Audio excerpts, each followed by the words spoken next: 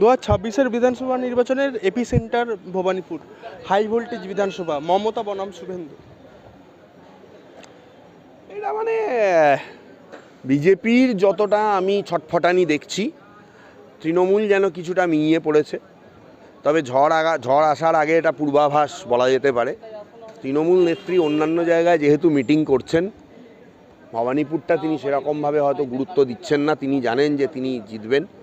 তবে আমার মনে হয় কিছু কিছু ওয়ার্ডে যেখানে মারোয়ারি এবং ওই বিহারি নন বেঙ্গলি ওরা রয়েছে, ওই ওয়ার্ডগুলোতে বিজেপির কিছুটা ভালো ফল হতে পারে। তবে ওভারঅল ভবানীপুরে জিতে যাবে মানে বিজেপি, এটা একটু কঠিন ব্যাপার বলেই আমার মনে হচ্ছে। হাড্ডাহাড্ডি লড়াই হবে, এটা আমি বলতে পারি। এইদিকে ভবানীপুরের প্রচারে বেরিয়ে শুভেন্দুকে জয় জয় বাংলার স্লোগান।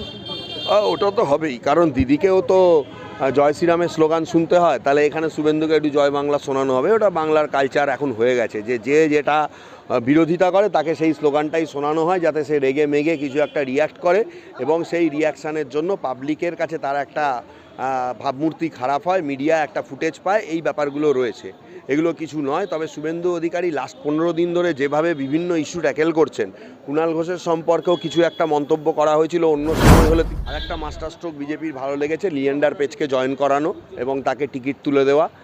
এছাড়া অভয়ের মা, সেটা তো আছেই। এই ব্যাপারগুলো বিজেপিকে কিছুটা মাস্টার স্ট্রোক, কলকাতার যে বিজেপির একটা খারাপ ফল হয়ে এসেছে, সে এমপি ভোটে বলুন বা এমএলএ ভোটে বলুন, মনে হয় সেটা কিছুটা হলে এবার কাটতে চলেছে। শ্রমিকদা, যেখানে মমতা বন্দ্যোপাধ্যায় বারবার বলেছেন যে 100% কাজ তিনি করেছেন, সেই জায়গায় ভবানীপুরে গিয়ে একাধিক অভিযোগ তিনি শুনছেন। শুভেন্দু অধিকারী প্রচারে গিয়ে শুভেন্দু অধিকারীকে একাধিক অভিযোগ করা হচ্ছে যে কোথাও কোথাও যা যা সমস্যা রয়েছে মানুষ অভিযোগ জানাচ্ছে। হ্যাঁ, সেটা তো করবেই। তার কারণ হচ্ছে যে দেখুন, 100% কাজ কোনো দলই আজ পর্যন্ত ভারতবর্ষ স্বাধীন হওয়ার পর সারা ভারতবর্ষে কেউ করেনি। ভারতবর্ষের রূপকার বলা হতো একজন মানুষকে, সেটা পশ্চিমবঙ্গের গনি খান চৌধুরী। তিনি অনেক করেছিলেন, এলাকার মানুষ এখনও তাকে সম্মান করেন, সাপোর্ট করেন। রেলমন্ত্রী হিসেবে বহু মানুষকে তিনি দেখেছিলেন।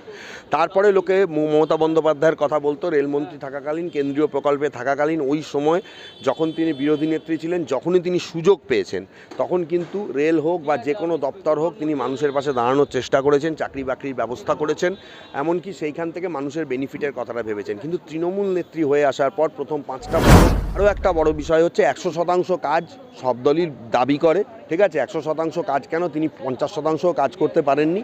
হ্যাঁ, টাকাটা তিনি বিভিন্ন চাকরি দিতে গিয়ে 200% খেয়েছেন, তার দলের লোকরা খেয়েছে। এটা একদম জলের মানে দিনের আলো আর জলের মতন পরিষ্কার।